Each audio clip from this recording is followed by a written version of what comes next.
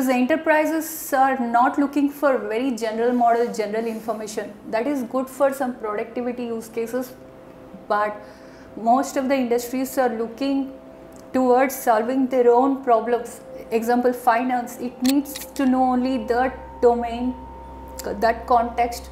On top of it, if they train with their data, that it solves a problem. The efficiency is good, the cost is optimized, because the bigger the models, then it takes huge infrastructure to run them. So we have gone completely into that focused area. The second part of the question you asked about Indian languages. So what happened is when these models were built, large language models, it's obvious that, so they took all the tokens. Even we did that. We captured 20 trillion tokens in the beginning, just crawling web and also gathering a lot of information. Most of it is in English, unfortunately, because after the digitization happened, so a lot of us started communicating in English, right, with all the technology. It naturally generated a lot of English data because we didn't have our languages much data. So all these models are built on English. But later, so all the companies probably realized that people also need to have their own language specific interactions, because 85% population in the world is non-English speaking. It applies to India. Then they have been trained on some of the language tokens as well to cater to this, but it's more like a translation that's happening now. There's a problem, because in translation what happens is the context is lost. So if the context is lost, the meaning is lost, then what is being translated entirely, it can create a different meaning. We can solve this problem by building models. So either architecturally we have to solve, or second option what we have thought is to create models which are taken with equal number of tokens from those languages, both the languages, so that the translation efficiency is good, the context is not being missed. So this challenge, like the Indian languages being structurally different, does it then, is the approach to say we start from the Indian languages being the starting point, or are we still working through a translation mode? So where have we reached in the Hanuman journey so far? So honestly, we had two paths to take after digging through. One was to take Sanskrit as a base. So English grammar is very sentence structure. If you put like cats chase dogs versus dogs chase cats, the meaning is completely changed, right? But in Sanskrit, it stays same. Correct. If you put the words in different way. So most of the Indian languages came from Sanskrit. So we have Sanskrit is a base that can be used. That's the perfect thing to do. On top of it, we can train the different languages. That was one of the architecture we came out with. But it requires, obviously, as I said before, a lot of experts who knows about this structure, the language, everything. It's not just about training, also to testing it to ensure that the context, everything is working properly, because it needs a lot of pre-training, again, fine-tuning it, testing it out before we come to a conclusion. That's one path we have. The second path is how we have structured is South Indian languages, they have a specific, so most of them have a similar kind of grammar. Then North Indian example, the Maharashtra Hindi, as most of the script is same, just like Kannada and Telugu. So we have done some grouping. Then one of the first model we started building on Intel was English, Hindi, Bengali, because we had large number of tokens that we needed there. We took a specific number of tokens and we started building that way.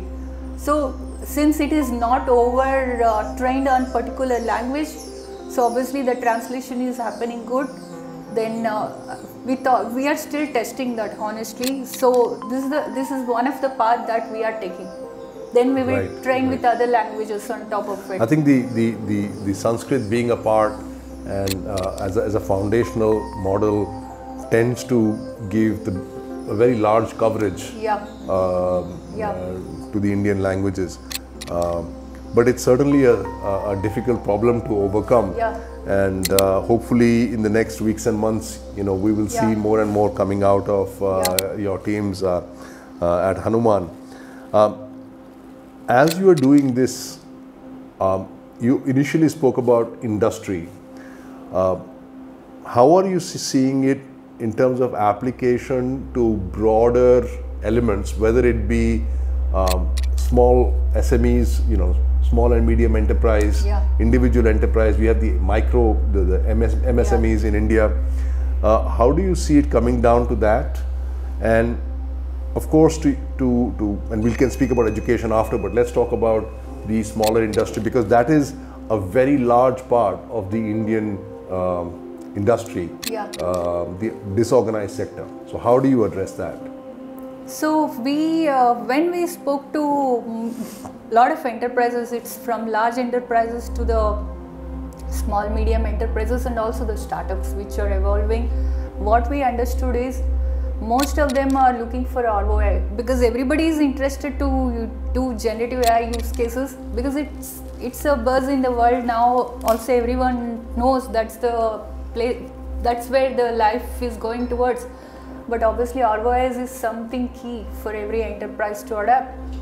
So larger enterprises still have some of the budgets, but there are multiple complexities involved. Maybe I can break it down.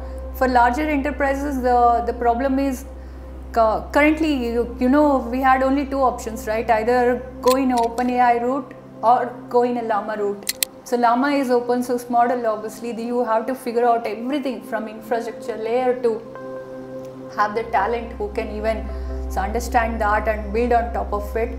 That was one challenge. Then, so they can put it on-prem for the data security and all, but it's very complex. That's what we heard from the enterprises. OpenAI route was much better because it comes with the entire AI studio as well in Microsoft, which they made easy, but it's very expensive. It's a closed model that industries were a bit worried, because they have their own proprietary data. And another big thing is, which we spoke about, the general knowledge that it has. On top of it, if you train your data, then it's not so cost efficiency, and also the hallucination part is another thing. So in SMEs there is another problem. Budget is one big constraint, plus they don't need such a big models. Even to do POCs, clients were telling it's taking thousands of dollars. So if that itself is becoming a bottleneck, enterprises have some R&D budget though, but how about SMEs? They are very cost efficient way they have to do. So POC itself is a huge burden for SMEs. So what we thought is, we should build a full stack AI solution where it should be very easy for the enterprises, where they can, some of the use cases which we saw, many use cases in fact, doesn't need billions of parameters also. It can be very small language model that they can train on their own data set, which can understand, if it is a multi-model that is required, on top of it they can train with the data. It's much efficient, much cost effective. That's the solution we started bringing in for them. So in terms of small language models, we were taking the example of the child, right? The AI being a child. Now, if you consider a trained AI to be like maybe a teenager or an adult, and in the future certainly an adult to some degree, does it make sense to say that there are some adults who are specialized in engineering on one hand, or automotive on the other, right? Subspecializations within the engineering field or chemistry, or on the other hand, there are some who are focused on education and history or geography or whatever the topics might be. So do you see the AI world moving in that way with the specializations on SLMs, the small language models? Is that the direction which you are seeing today? Yeah, that's where it is going, basically, because now we started seeing sector-wise models coming up, and some of the use cases people are building. I think that's one of the good direction to take, because that will make it more efficient. As you said, it applies to even human beings, the way we evolved into certain specializations so that we can solve that problem more efficiently. Some problems might require a general knowledge of many things. So same thing applies to the model as well. That's why I say India should become a factory of LLMs, because that's where the evolution is happening.